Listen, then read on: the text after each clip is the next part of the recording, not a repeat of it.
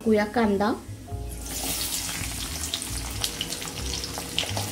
आणि आता टोमॅटो टाकून झाल्यावर चांगलं त्यालाही थोडंसं परतून घेऊया। आता टाकूया आपण हळद, चवीनुसार मीठ। मसाला टाकला ना त्याचा कलर खूप छान येतो, म्हणून तेलात टाकायचा मसाला।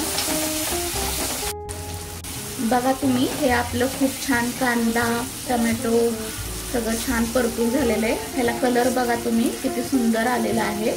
आणि आता आपण टाकूया ह्याच्यामध्ये उकडलेले हरभरे। ह्याला मी मोड आणून घेतले, कोथिंबीर भरपूर घातली की खूप छान होती उसळ।